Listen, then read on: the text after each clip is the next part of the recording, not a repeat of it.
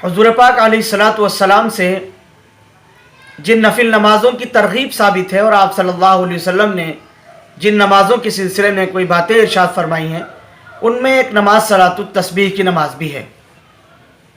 अबू दाऊद शरीफ की रिवायत है, अल्लाह के नबी हज़रत मोहम्मद सल्लल्लाहु अलैहि वसल्लम ने अपने चचा हज़रत अब्बास रज़ियल्लाहु अन्हु से बात इरशाद फरमाई थी कि ए मेरे चचा, इस नमाज को अगर आप पढ़ सकते हो, कर सकते हो तो हर रोज़ पढ़ें।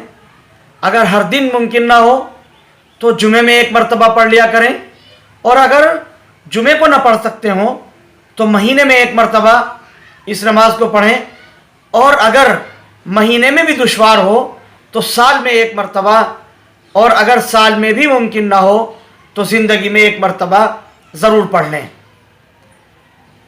इस नमाज की तरगीब अल्लाह के नबी सल्लल्लाहु अलैहि वसल्लम ने बतौर ख़ास फरमाई, और इसके कलिमात से और इसके अंदाज से ये बात लग रही है कि यह कितनी अहम है।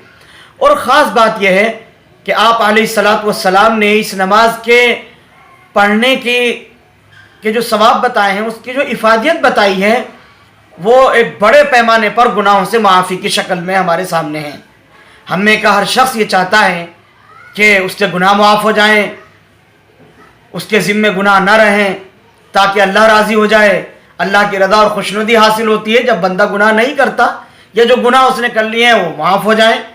तो सलातुत तस्बीह पढ़ने पर जो गुनाह माफ़ हो रहे हैं, अल्लाह के नबी सल्लल्लाहु अलैहि वसल्लम ने 8 किस्म के गुनाह बताए कि 8 तरह के गुनाह अल्लाह सुब्हानहू व तआला सलातुत तस्बीह के पढ़ने से माफ़ फरमा देते हैं। नंबर 1, अव्वल व आखिर जो गुनाह किए हैं वो सारे के सारे माफ़ हो जाते हैं। नंबर 2, नए और पुराने जो गुनाह किए वो सारे के सारे इससे माफ़ हो जाते हैं। नंबर 3, जो दानिस्ता किए यानी जानबूझकर किए वो सारे के सारे गुनाह इससे माफ़ हो जाते हैं, या नादानिस्ता तौर पर हो गए वो माफ़ हो जाते हैं। और नंबर 4, छोटे और बड़े सारे गुनाह इससे माफ़ हो जाते हैं। तो ये जो 4 नौयतें आप सल्लल्लाहु अलैहि वसल्लम ने बताई, इसको डबल कर लीजिए, 8 हो जाएंगे। नए पुराने और दानिस्ता और नादानिस्ता, और इसी तरह से छोटे और बड़े, या कहिए कि अव्वल व आखिर जो गुनाह किए। तो इस तरह से 8 किस्म के गुनाह अल्लाह सुब्हानहू व तआला सलातुत तस्बीह के पढ़ने वाले के मुआफ़ फरमाते हैं। कितना बड़ा अजर है और कितनी बड़ी मनफ़ात है, और कैसा अल्लाह के नबी सल्लल्लाहु अलैहि वसल्लम ने बता दिया कि कभी भी ना कर सकते हो तो ज़िंदगी में एक मरतबा तो कर लें। ख़ास तौर पर हमारे यहाँ हिंदो पाक में इस बात का अहतमाम किया जाता है कि रमज़ान में ज़्यादा इसका अहतमाम करते हैं।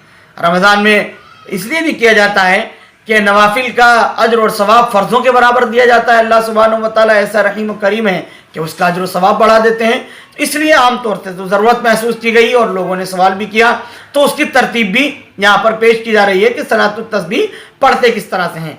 तो सलातुत तस्बीह की नमाज में और आम नमाज़ों में बस बहुत ही मुख्तसर सा फ़र्क है जिसको समझ लेना चाहिए। जो हमारी नमाज होती है, जिस तरतीब होती है, तकबीरात जिस तरह से पढ़ी जाती हैं, उसमें जो तस्बीहात पढ़ी जाती हैं, वो तमाम की तमाम उसी तरह से हमें पढ़नी है जिस तरह से हम पढ़ते चले आए हैं और अपनी नमाज़ों के अंदर हम मुस्तकिल पढ़ते हैं। समझने की बात यह है कि जो तस्बीह इस नमाज के अंदर पढ़ी जाती है, उसको हर रकात में 75 मरतबा इस तस्बीह को पढ़ना है। इस तरह से जब 4 रकात नमाज की हम नियत बांधेंगे, 4 रकात नमाज हम पढ़ेंगे, तो ये तस्बीह 300 मरतबा हो जाएगी। यही उसकी असल तादाद है। तस्बीह क्या है वो तस्बीह समझ लेना चाहिए। तस्बीह वही है जो आमतौर से फजर की नमाज के बाद और असर की नमाज के बाद हम पढ़ते हैं। कदर उसमें फ़र्क है, उसको हम समझा देते हैं। सुब्हानल्लाहि वल्हम्दुलिल्लाहि वला इलाहा इल्लल्लाहु वल्लाहु अकबर, ये तस्बीह है जो इस नमाज में पढ़ी जाएगी। सुब्हानल्लाह, अल्हम्दुलिल्लाह और अल्लाहु अकबर हम पढ़ते हैं, इसमें ला इलाहा इल्लल्लाह का सिर्फ इजाफा है।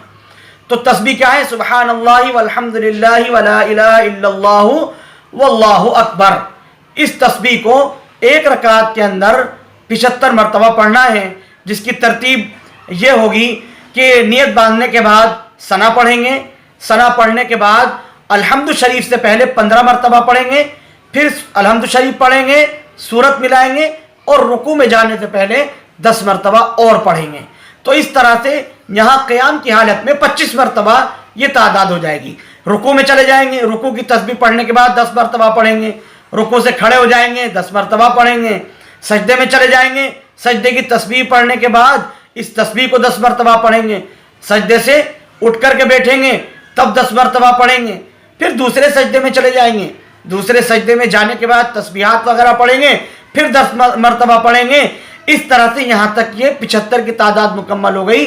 अब सजदे से खड़े होंगे तो क़याम की हालत में चले जाएंगे और फिर उसी तरतीब पर अपनी इन तस्बीहात को मुकम्मल करेंगे।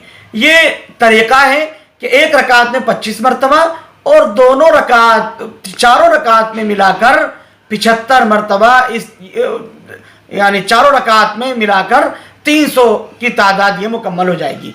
इस तरह से हमें अपनी नमाज को अदा करना है, 4 रकात की नियत बांधना है और जो अमल, जो अफ़ाल हम पहले से करते चला रहे हैं उन अफ़ाल को करने के बाद इन तस्बीहात को हम अदा करें। या तशहुद में जब हम बैठते हैं तो पहले इस तस्बीह को पढ़ लें, फिर अपनी जो तशहुद के अंदर जो दुरूद शरीफ वगैरह पढ़ी जाती है वो पढ़ें और सलाम फेर करके अपनी नमाज मुकम्मल करें। तो ये तरीक़ा है, इस तरीक़े के मुताबिक इसको अदा किया जाएगा। इस तरीक़े को इब्नुल मुबारक रहमतुल्लाह अलैह ने नकल किया है और इसी तरीक़े को ज़्यादा बेहतर तरीक़ा बताया गया है।